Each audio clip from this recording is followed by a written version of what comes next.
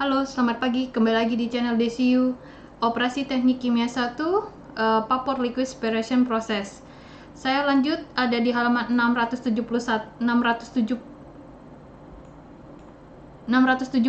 ya di sini. Tadi kita sampai di materi sebelumnya dan sekarang langsung ke contoh soal. Contoh soalnya adalah rectification of a benzene toluene mixture. Jadi rektifikasi atau memperkaya campuran benzen toluen, dan ini kan komponen A sama B ya, jadi dianggapkan di sini tuh ini jadi A dan B. Nah, jadi dianggapnya itu yang pengen kita cari itu A yang hendak dicari. Jadi seakan-akan seperti ini bahasa di buku ini ya, maksudnya jadi A memisahkan A dari B gitu, memisahkan A dari B. Jadi yang diinginkan itu adalah si A-nya, yaitu benzenanya ya. Nanti bisa nangkep ketika kita masuk ke latihan soal ini. Nah, di sini dikatakan bahwa sebuah campuran liquid dijadikan terdistilasi di menara fraksionasi ketika tekanan 101,3 kPa. Umpannya adalah 100 kg mol per jam adalah liquid masuknya ya. Dan itu mengandung 45% mol benzena dan 55% toluena dan masuk di suhu 130 derajat Fahrenheit. Sebuah distilat yang mengandung, ini distilat berarti bagian bawah ya. Distilat kok bagian bawah, bagian atas D-nya ini ya maksudnya ya. Mengandung 95% benzena dan 5% toluena, dan bagian bawah itu berarti W, mengandung 10% benzena dan 90% toluena adalah hal yang didapatkan. Rasio refluksnya adalah 4:1, di mana kapasitas panas rata-rata umpan itu 159 kJ per kilomol Kelvin, dan di situ ada panas laten ya. Jadi ini kapasitas panasnya, ini panas rata-rata latennya sekitar 32.099 ya kilojoule per kilomol. Nah, data keseimbangan ini juga untuk sistem ini diberikan di tabel 11.1/1 dan di gambar 11.1/1. Nah, dia minta tolong kalian minta kalkulasikan distilat D maksudnya nih ya, dan juga bagian bawahnya, dan diminta berapa sih jumlah tray teoritis yang dibutuhkan. Oke, dari data itu ada penyelesaian data yang diberikan. Nah, ini kan ada si 100 kg ini ya. Ini nih sebenarnya umpan. Kalau umpan itu dia statusnya adalah si F. Nah, terus ini kalau 45% mol benzen itu berarti secara nggak langsung dia XF. Ya. Jadi kita kan fokusnya hanya si A, tadi kan saya udah bilang di sini ya. Dia fokus cari A sebenarnya. Terus udah itu saat distilat kan kita benzen aja ya sini. Ini adalah XD. Sudah itu dia bilang nanti di bagian bawahnya ada 10%, ini adalah XW-nya. Nah, jadi hanya fokus aja ke benzen di sini ya. Terus rasio refluksnya 4:1. Nah, ini kan 4/1 ya. Ini kan 4/1 maksudnya 4 itu ya. Oke, jadi dianggap R-nya itu adalah dengan kondisi ln dibagi D adalah 4, seperti itu. Nah, ini adalah neraca massa totalnya, bahwa F sama dengan distilat ditambah dengan bagian bawah. Ini umpan ya, umpan sama dengan distilat ditambah bawah. Oke, selanjutnya ke halaman selanjutnya, ini udah dijelaskan sebelumnya ya. Dan harus dipahami di buku ini nih gambarnya itu penjelasannya di kiri, gambarnya bisa di kanan ya. Memang model buku itu seperti ini. Ini soalnya saya tulis lagi di sini ya untuk membantu ya, maksudnya tidak cari lagi ya. Terus dia difraksionasi tekanannya 101,3 kPa jadi 1 atm. Nah, tadi kan sudah dapat tuh yang secara total, secara ininya kan D ditambah W ya. Nah, sekarang yang per komponennya nih, ceritanya ini yang per komponen.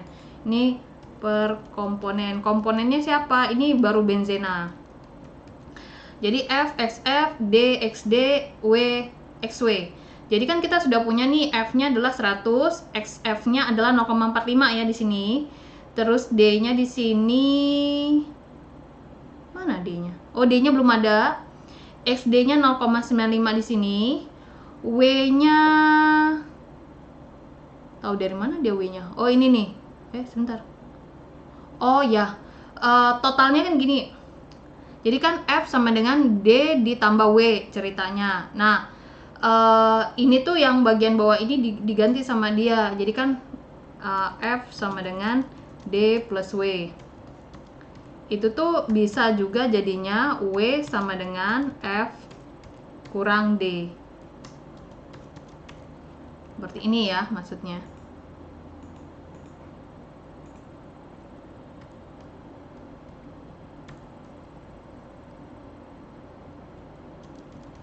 Nih. Jadi makanya sini 100 kurang D ya.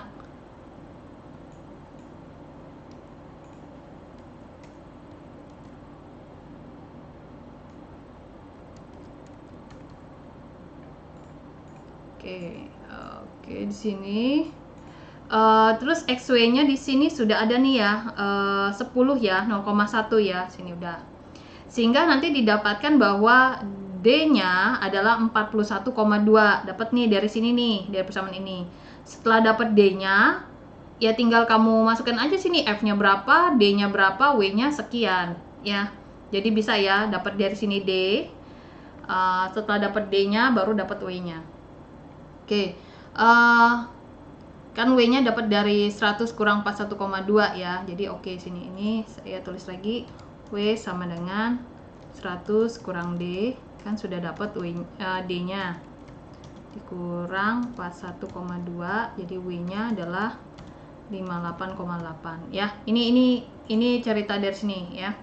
Nah, untuk garis operasi enriching kita diminta menggunakan persamaan 11/4-8, di mana persamaannya adalah YN plus 1 R dibagi bla bla bla bla seperti ini. Kamu sudah punya R-nya kan ya? R-nya tadi kan 4 ya, di sini nih rasio refluksnya 4:1, yaitu 4. Terus nanti ditulis sini lagi 4, sini 1, XN-nya belum tahu nih ceritanya. XD-nya kita udah punya, R-nya udah punya, ininya udah punya, sehingga terbentuklah persamaan YN plus 1 sama dengan 0,800 XN plus 0,81. Jadi YN plus 1 sama dengan 0,800 XN ditambah 0,90. Ini dapat persamaan seperti ini jadinya. Nah, setelah itu data kesetimbangan dari tabel 11.1/1 dan garis operasi diplotkan ceritanya nih ya. Yang mana sih tabel 11.1 yang pertama kali tadi ya, 656 kalau nggak salah tabelnya, atau 657. Yang ini nih ya, dibuat jadi kayak posisi apa sih, garis saturasinya vapor yang mana, garis saturasi liquidnya yang mana, jadi membentuk seperti kurva ini ceritanya ya. Tapi kurvanya balik ya, bukan ke sini ya, ke sini dia, karena kan kita pinginnya menguapkan. Nah, setelah itu diplot, dibuat, nanti dapat di 1149. 1149 di mana nih? 672, coba kita klik ini 673 ya. 673 nggak ada gambarnya apa? Berarti di sini gambarnya, coba. Oh, ini ya, 673 ini ya gambar yang dia maksud ya. Oke, kata dia ditolong plotin di sini. Nah, kita kan sudah punya data XF, XD sama XN-nya masih ditanya ya. Nah, di sini tuh udah ada XF. XF-nya tadi kan sudah tahu nih, berapa tadi? Ntar ya, lihat di atas ya. XF-nya 0,45, XD-nya sekian ya.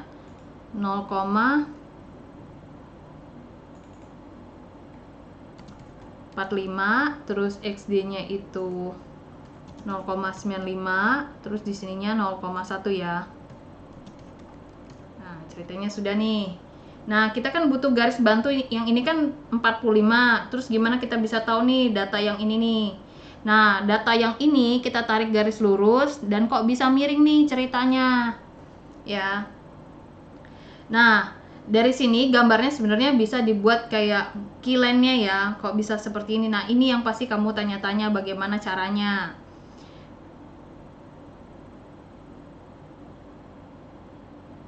Oke, ntar dulu ya. Kita coba dulu di sini. ya, dari data kesetimbangan. Selanjutnya nilai Q dihitung dari diagram titik didih. Gambar 11.1 untuk SF045, titik didihnya ada sini. Oke, kita sekarang masuk ke tabel dulu. Ini tabelnya ini 672 ya. Kita ke 656 ya. 657 ya. Nah, di sini nih 657. Ada komponennya nggak sini? Bentar ya. Ini kan ini PDF 657. Di sini kan dia bilang 0,45 ya, 0,45. Di sini kan posisinya umpannya kan liquid ya, berarti kan 0,45 itu ada di sini nih, 0,45. Nah, kamu cari ya betul ya. 0,45 nih. Nah, kamu cari dulu nih nilainya lewat interpolasi. Ya. Suhunya 90-95. Oke, kita bisa pakai data yang di sini. Saya kan sudah punya data di sini ya, interpolasi ya. Ini bisa saya buat ini di sini. Ini untuk halaman berapa tadi? 670 ya. Nah, di sana tadi kan datanya minta kita nyari nih 0,45 posisi umpannya ya. Mana ya? Sebentar ya. Datanya 0,45. Dia berada di 90 sama 95. Oke, kita ketik di sini 90 sama 95. Tapi dibalik sama saya, karena apa? Karena posisinya ini rumus sudah jadi ya. Jadi di sini 90, ini 95. Tidak masalah ya, nggak kebalik kok. 90 95.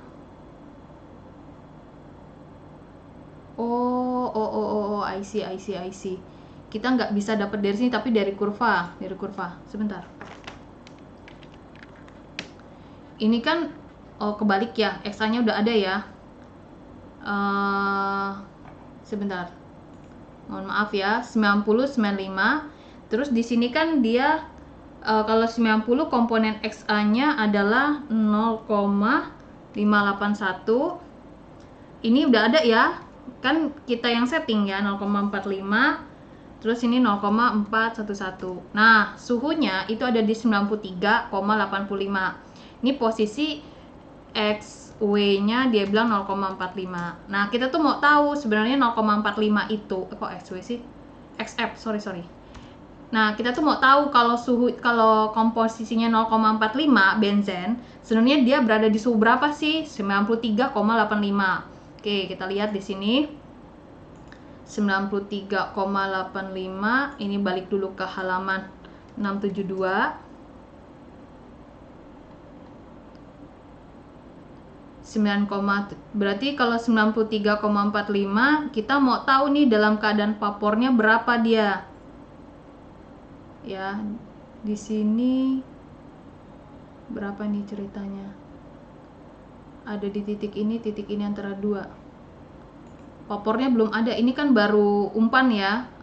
Terus gimana kalau dia, berarti ini T-nya udah dapet ya, 93,8529. Sekarang kita mau cari dalam keadaan uapnya ya, yaitu berarti kita masuk si YA-nya ya, YF-nya berarti kan Y. Nah, ini kan 90 sudah ada. Di sini kita bisa ubah datanya berapa ini? 0,77. Terus satunya adalah 0,632. Suhunya kita ubah di sini adalah 93. Oh, kebalik datanya berarti. Di sini 0,777. Ini karena saya nggak mau ngubah aja ya, males. Jadi sini 90, sini 93,8529, yang ini 95. Nah, jadi F-nya itu ada di 0,66 saat keadaan vapor ya. Jadi 0,66527. Sini saya tulis 0,66527. Jadi kondisi 0,45 suhu didihnya itu ada di sekitar ini dan papornya nanti ada di komponen itu. Nah, kita balik lagi 0,66. Sekarang lihat ini di sini. Ya. Ini kan 0, berapa ini yang dicek sama dia ini kan? Ini 0,6. 0,66 ini 7 berarti ada sekitar di sini. Nah, ini nih dia ada di sini titiknya. Ya, jadi dari titik yang di sebelah sini kan ini tengah-tengah sama dia nih. Ceritanya kan umpannya masuk sini. Ini saya hapus ya, karena kan kita masuknya di 0,66 ya ceritanya. Nah, kamu tinggal tarik garis ke sini, nabrak, terus ini dimiringkan ceritanya, dapatlah kilennya. Nah, ini kan titiknya di sini nih. Jadi kamu ngebuat kemiringan. Oke, sudah dapat kemiringan ini ya, dari 0,66 ini kan buat gambar. Nah, kamu ngebuat kurva ini pun ngelengkung ya. Ini kan garis tegak. Nah, yang saturasi ini sama kayak xn berapa dinaikkan, xn berapa dinaikkan, nanti dapat titik-titik-titik ini dibuatlah lengkung ceritanya. Nah, setelah itu kamu dapat sekarang kan XD kamu tuh 0,95 nih ceritanya. 0,95 kamu tarik. Terus kamu dapat titik ini kan ya, dapat titik perpotongan nantinya, dapat titik potongan ini nih yang garis ini nih ceritanya nih, dapat nih ke sini ya. Jadi titik potongnya dari mana? Dilihat dulu dari titik mana ke titik mana. Ini udah dapat titik nih. Ceritanya nanti ngegarisin sini dari mana. Nah, ya. Jadi karena di sini ada garis bantu lagi ini. Oke, tar dulu ya, tahan dulu ya. Belum clear semua kok ya. Nah, setelah dapat di XF titik umpannya di 93,5, ini yang tadi kita pakai interpolasi ya, segala macam. Nah, terus dari persamaan ini kita dapat key-nya. Ternyata sini pakai HV kurang HL, panas latennya 32.000 sekian-sekian dengan pembilang sekian. Terus kamu pakai nih persamaan yang di sini dijabarin sama dia. Dan juga yang model seperti ini. Nah, kapasitas umpan liquidnya tadi udah dikasih tahu 159. Yang di mana tadi ya 159? Oh, di sini nih, ya. 9. Nah, titik didih umpannya, titik didih umpan 366 Kelvin. Ini ubahan dari si ini ya. Si ini nih. Ya, yang kita dapat dari interpolasi yang tadi. Nah, suhu masuknya yang ini tuh dapat dari ini. Ini suhu masuk ceritanya. Ya. Oke. Setelah dapat ini, kita masukkan substitusi ke persamaan ini. Kita kan punya HV, punya HL, CPL punya, TB punya, TF punya, HVL udah. Dapat lakinya nanti. Ya, dapat lakinya. Key-nya berapa nih? Lihat. Aduh. Ke halaman sebelah ya. Sehingga dapat key-nya di sini 1,195. Ya, dapat key-nya. Kita lihat di gambar yang ini 1,195. Oke, belum kelihatan di sini ya. Letaknya ada di mana. Nah, setelah selesai, kita nyari nih slope-nya. Slope-nya ada di 6,12. Nah, 6,12 ini akan kita pakai. Ada di sini 6,12, ini belum nyampe-nya ya. Oke, kita dapat slope-nya di sini 6,12. Garis key diplot di gambar ini dimulai dengan XF sama dengan 0,45 dengan slope 6,12. 6,12. Oke, ini masih belum kelihatan ya.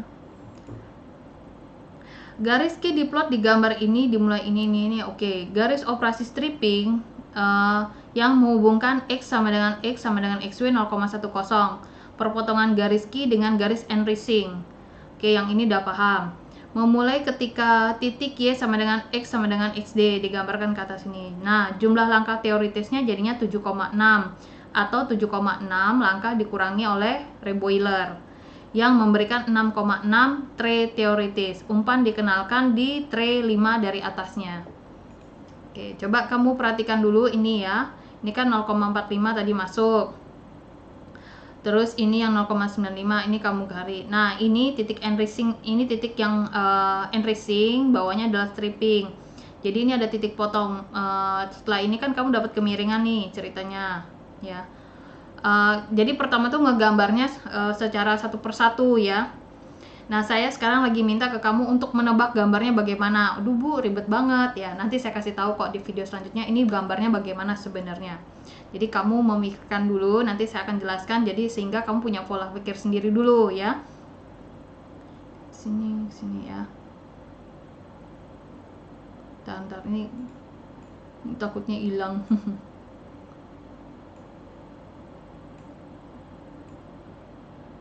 6,6 sini. Oke, sini dulu ya. Nah, sampai di sini dulu untuk contoh soal. Kalau contoh soal saya selalu pisah-pisahkan agar tidak ngegelibat. Nanti saya terangkan kembali kok ya. Habis ini setelah kamu agak berpikir penjelasan saya tadi apa ya. Itu aja dari video yang ini. Nanti akan lanjut lagi dan akan saya perjelas tentang gambar yang kok bisa ada miringnya sih Bu kayak ini. Nah, ini juga kamu mikir dulu sebentar, nanti saya terangkan kembali agar kamu bisa memahami apa yang saya sampaikan dulu. Terima kasih atas di video ini. Saya ucapkan terima kasih dan saya ucapkan sekali lagi selamat pagi.